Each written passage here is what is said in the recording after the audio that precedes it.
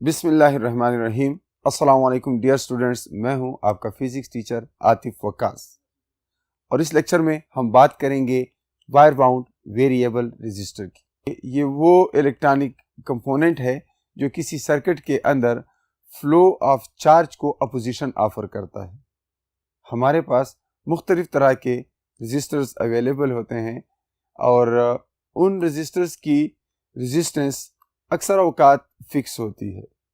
Fix resistance के register को हम बहुत सी जगहों पे यूज़ कर सकते हैं, लेकिन कुछ केसेस में हमें वेरिएबल रजिस्टर की ज़रूरत पड़ती है ताकि सर्किट के अंदर मौजूद करंट और वोल्टेज को कंट्रोल किया जा सके।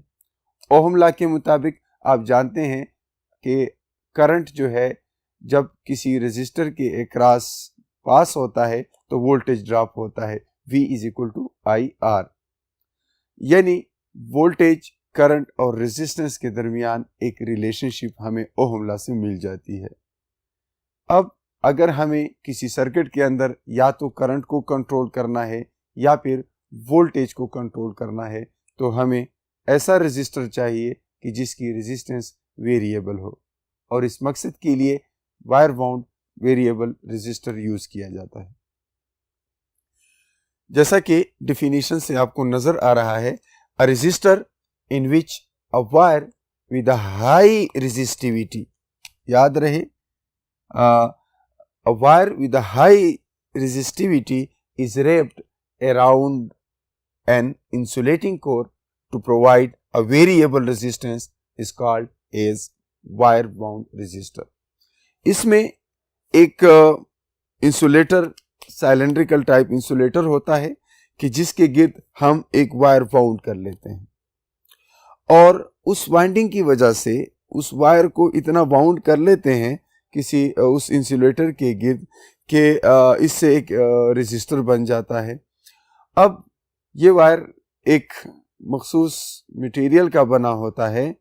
हम निकल आमतौर पे यूज करते हैं to wound it through some insulator to make variable resistors or to make wire wound variable resistors। इसको हम आगे एक्सप्लेन करते हैं।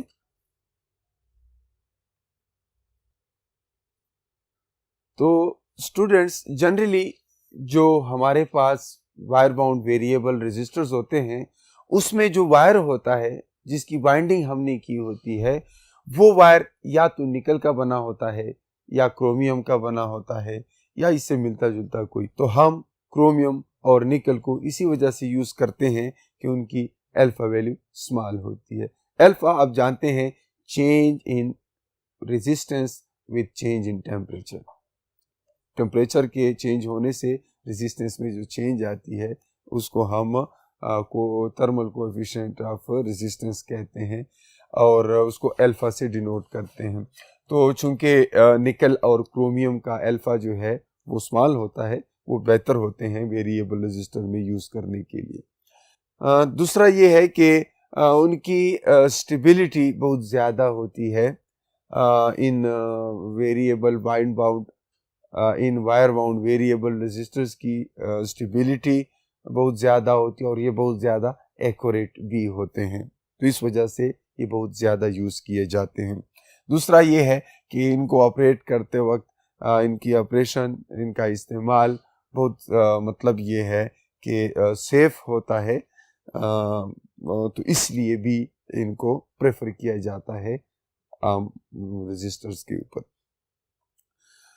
इसको कई तरह से यूज़ किया जा सकता है और हम आम तौर पे इसको दो वजूहात से, दो ज़रियों से इसको यूज़ करते हैं। एक तो इसको एज अ रियोस्टेट यूज़ करते हैं करंट को कंट्रोल करने के लिए। आपने फॉर एग्जांपल किसी सर्किट के अंदर करंट को कंट्रोल करना है, बहुत ज़्यादा करंट है और आपको उस सर्किट के अंदर कम करंट चाहिए, तो उसके लिए आप रियोस्टेटर यूज़ कर सकते हैं। आप इस डायग्राम को देख सकते हैं। यहाँ पर फॉर एग्जांपल कोई सर्किट है जिसके इधर हमने पॉजिटिव टर्मिनल ऑफ बैटरी को कनेक्ट किया हुआ है।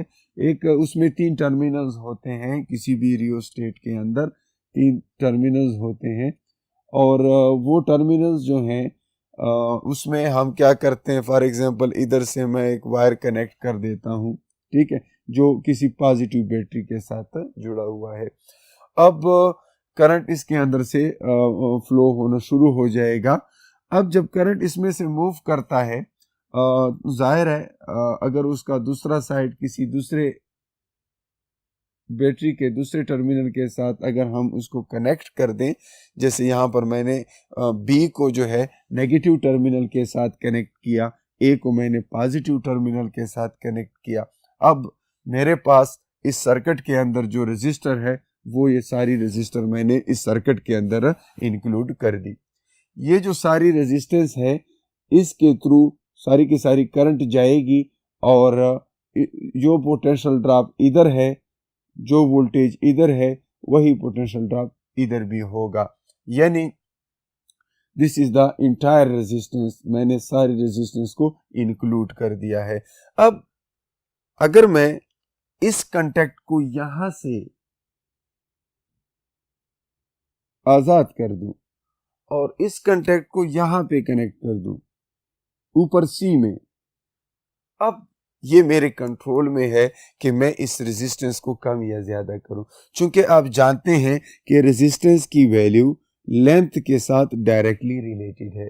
अब अगर मैं इस रेड कांटेक्ट को मूव करूं टुवर्ड्स ए, तो क्या होता है, मेरे पास इस वायर की, इस पूरे वेरिएबल रेजिस्टर की लेंथ जो है वो कम पड़ जाती है। तो लेंथ कम होगी तो उसके अंदर से रेजिस्टेंस कम हो जाएगी, जिसकी वजह से सर्किट के अंदर करंट जो है वो बढ़ जाएगा।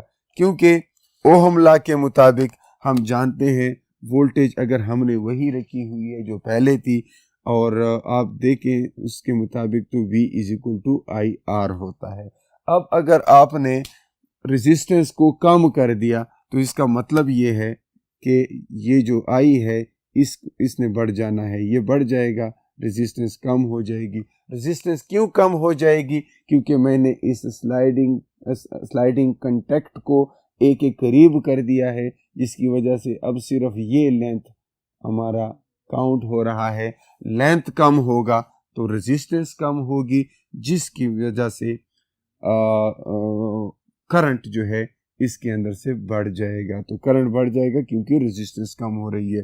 वोल्टेज वही रहेगी क्योंकि हमने बैटरी वही रखी है, हमने पोटेंशियल जो ईएमएफ सोर्स है उसको मैंने चेंज नहीं किया।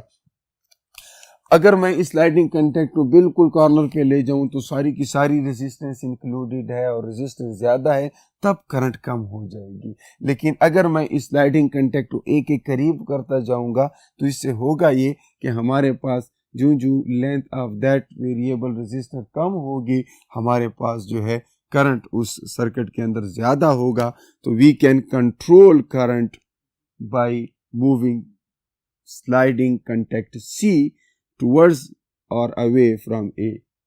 तो ए के करीब लाने से करंट ज्यादा कर सकते हैं, इसको ए से दूर ले जाने पे हम सर्किट के अंदर करंट कम कर सकते हैं। तो इस तरीके से हम रियोस्टेट को यूज करते हैं करंट को कंट्रोल करने के लिए। याद रहे, रियोस्टेट एक वायर बाउंड वेरिएबल रेजिस्टर है जिसको करंट कंट्रोल करने के लिए हम यूज करते हैं। अब इसको हम देखते हैं कि इसको एज अ पोटेंशियल डिवाइडर कैसे यूज किया जा सकता है।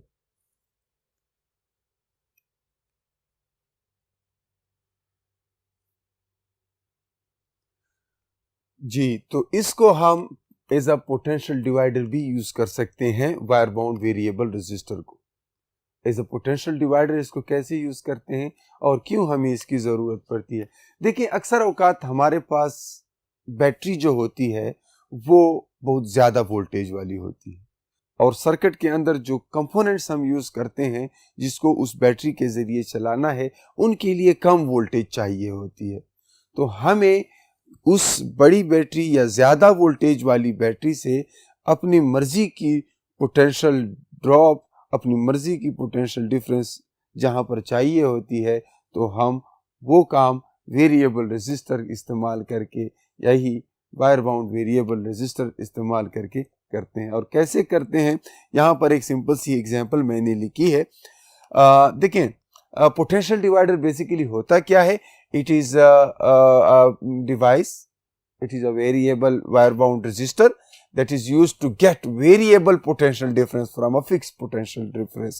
हमारे पास एक फिक्स बैटरी है और उस बैटरी की वोल्टेज को वेरिएबल करने के लिए अपनी मर्जी की जितनी हमें चाहिए उसी हिसाब से बनाने के लिए हम क्या करते हैं, हम उसके अंदर यही wire bound variable resistor use करते हैं। याद रहे ये वायर बाउंड वेरिएबल रेजिस्टर जो है एक रेजिस्टर है और वही ओहम लॉ के रिलेशन को जहन में रखें कि जो जो हम उसको उसकी वैल्यूज को, रेजिस्टर की वैल्यू को चेंज करते हैं, इससे करंट की वैल्यू कम ज़्यादा होती है। और इसी तरह किसी पार्टिकुलर कंपोनेंट्स के अक्रॉस सर्किट के अंदर मौजूद किसी पार्टिकुलर कंपोनेंट्स के अक्रॉस वोल्टेज ड्रॉप या पोटेंशियल ड्रॉप भी उसी हिसाब से चेंज होता है अगर सर्किट के अंदर रेजिस्टेंस चेंज होती है। इस एग्जांपल को देखें। आप जानते हैं ओहम लॉ से करंट जो है I is equal to V by R। अब इस सर्किट को देखें, यहां पर एक बैटरी है, उस बैटरी के साथ मैंने एक वेरिएबल रेजिस्टर लगाया है। देखें स्टूडेंट्स, एक बात ये भी याद रखें, वेरिएबल रेजिस्टर का एक सिंबल ये है, इस तरह रेजिस्टर बना होता है और ऊपर एरो का साइन होता है। यहाँ पर मैंने रेड एरो बनाया है, ब्लैक रेजिस्टर बनाया है, आपको नजर आ रहा है। This is symbol used for variable resistor. जब भी आप सर्किट में बनाते हैं तो उसको इस तरीके से रिप्रेजेंट कर सकते हैं। एक और तरीका भी है इसको यूज वेरिएबल रेजिस्टर को रिप्रेजेंट करने का, बट आप इसी तरह से करें तो ये ज्यादा मुनासिब है। ये स्लाइडिंग कंटेक्ट होता है जो एरो से शो होता है और सर्किट में इस तरह जब भी नजर आया फौरन समझ जाएं कि ये वेरिएबल रेजिस्टर है। ठीक है। इसके बाद अगर हम इसको मूव करें, जैसे यहां पे आप देख रहे हैं, इनिशियली ए और बी पूरे रेजिस्टर की लेंथ को कवर करता है। ए और बी के दरमियान जो रेजिस्टर है उसकी रेजिस्टेंस कैपिटल आर ये है। लेकिन अगर इस स्लाइडिंग कंटेक्ट को मूव करके नीचे ले आए या ऊपर ले जाएं, यानी मूव करेंगे, तो हमारे पास उस कंडक्टर की लेंथ कम या ज्यादा होगी सी की मूवमेंट। अब हमने क्या किया हुआ है, इसको मैं इधर लेके आया हूं, यहां पर इस पॉइंट को अब मैं सी कहता हूं because it is connected to C. अब इस टोटल के अक्रॉस जो पोटेंशियल ड्रॉप है दैट इज आई आर। क्या है वो? Total potential drop that is I R. So this is across A B. Total potential drop across A B is I R because current in the circuit is I। क्यों I है? पूरे circuit के अंदर resistance R है, voltage drop V है, तो current उसके अंदर I है, जो यहां पर मैंने इस डायरेक्शन में शो किया है। ठीक है। अब चूंकि मैंने सारा रेजिस्टेंस इंक्लूड किया हुआ है तो ये IR है। अब अगर मैं C को स्लाइड कर लूं, स्लाइटली मैं उसको नीचे लेके आऊं, B के करीब करता जाऊं, तो क्या कर रहा हूं मैं लेंथ ऑफ दैट रेजिस्टर कम कर रहा हूं। अब जो रेजिस्टर है अब वो कैपिटल आर नहीं होगा बल्कि आर ऑफ बी सी, यानी R between B C. B और सी के दरमियान जो रेजिस्टर है उसकी रेजिस्टेंस को मैं आर बी सी से डिनोट करता हूं। और जब इस तरह आप करते हैं तो ये जो पोटेंशियल ड्रॉप होगा ये उस पोटेंशियल ड्रॉप से डिफरेंट होगा जो पहले था। क्यों डिफरेंट होगा? क्योंकि अब R की वैल्यू डिफरेंट हो गई है। अब क्या होगा? अब ये होगा V across BC is equal to I R BC। Now V across BC is equal to I की जगह मैं ये वैल्यू सब्स्टिट्यूट कर लेता हूं यहां पर V बाई R और हमारे पास आ जाता है ये रिलेशनशिप। अब VBC जो है RBC, इसको मैं इधर ले आता हूं और इस इक्वेशन को रीअरेंज कर लेता हूं। याद रहे स्टूडेंट्स, अब ये इस बात पे डिपेंड करता है कि R of BC divided by R, इससे क्या वैल्यू हमारे पास आती है। अगर ये रेशो कम होगा तो ऑब्वियसली ये VBC कम होगा। तो जितनी हमें इस V अक्रॉस BC की वैल्यू चाहिए उतना हम ऊपर की न्यूमरेटर को यानी RBC को कम करते हैं।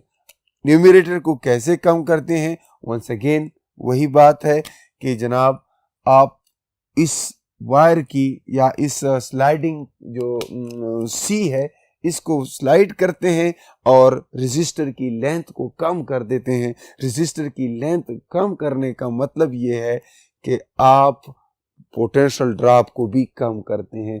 क्यों? क्योंकि लेंथ कम करने से रेजिस्टेंस कम हो जाएगी और वोल्टेज ड्रॉप या पोटेंशियल ड्रॉप जो है that is V is equal to I multiplied with that resistance. If resistance is small obviously potential drop is small because current वही रहेगा क्योंकि करंट के गुजरने का सिर्फ एक ही रास्ता है।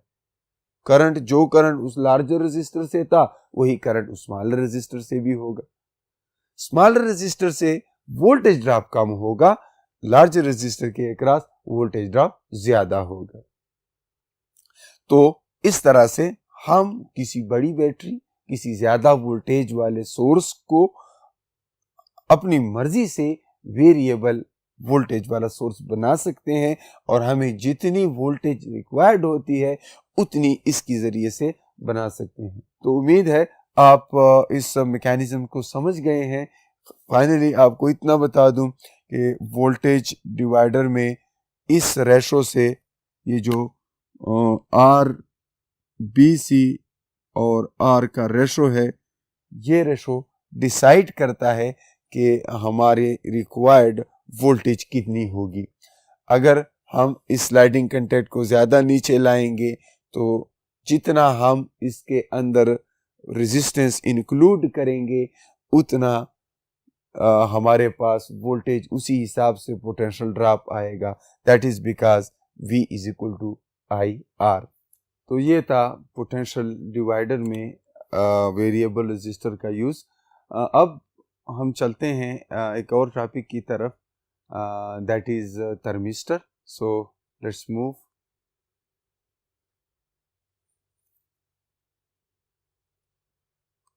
जी, तो नेक्स्ट जो है that is thermistor. Thermistor क्या है?